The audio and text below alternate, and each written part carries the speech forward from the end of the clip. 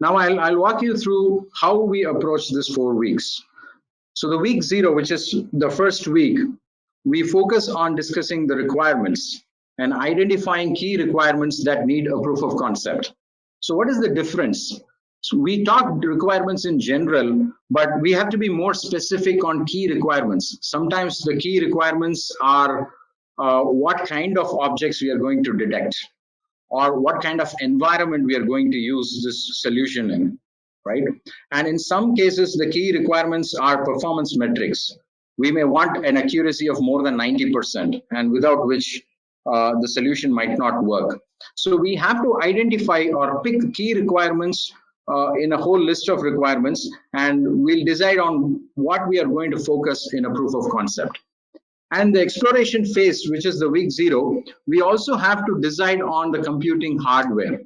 So here, decisions like whether the solution is going to be an edge-based solution, and whether it's going to be a cloud-based solution. So if it is an edge-based solution, what is the need for it? And what is the processing power that is required for the algorithm at the edge level? What is the cost that we are targeting for this solution, so on and so forth. So we need to make a decision on what type of computing hardware we are going to choose, and also a choice of camera. So what are the lighting conditions? There are so many conditions and there are so many points to consider when we choose a camera, and Gomati Shankar will explain this as we go forward in this webinar. So in the first week, it's all about understanding what requirements we are targeting. We're just basically setting the goalpost and the expectations for our proof of concept.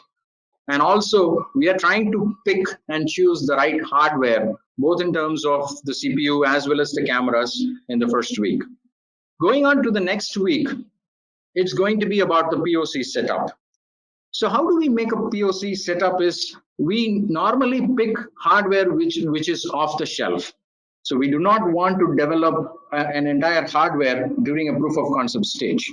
So we want to pick up an hardware which is off the shelf, targeting some particular development kit along with the camera and then taking it out.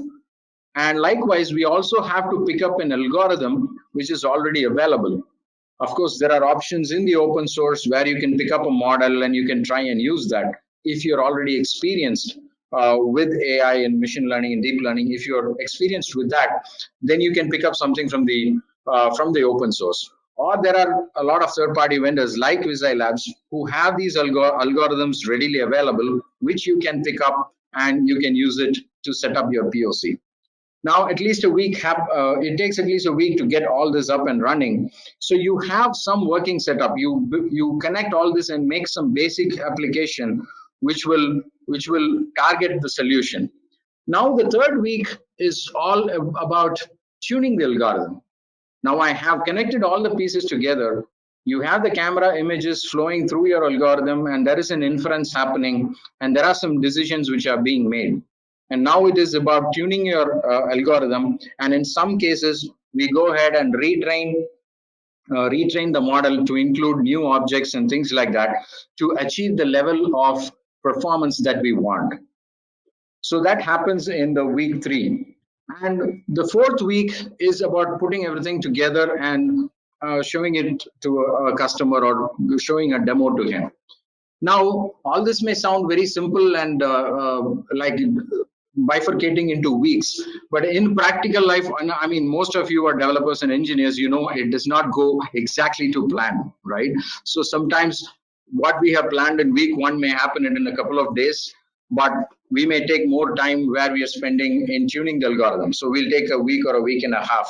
But our experience is that in most cases, we have been able to come to a proof of concept demo in 4 weeks. That has been our experience. And this is a rough split on how you can split your, if you're planning for something like this, this is how you can plan. And from week 4, it is about deploying it in the customer's test zone. So normally you make a POC because you wanted to deploy it somewhere and you want to check. So there are 2 things which I told you first. Either it is technical feasibility or a business viability, whether this model will work, right? So both of these have some target numbers which you can start experimenting from week 4. In the POCs that we have worked with customers for a couple of weeks in some cases, and with some customers we have worked even a couple of months because the experiment took long. We needed more data, so we got a lot of real-time feedback. And we've also then working on a second stage of a POC where we go ahead and optimize even further. And this is how we come to a final solution from a POC to a solution. One thing we all must remember when we are working on a proof of concept is this is not just a demo.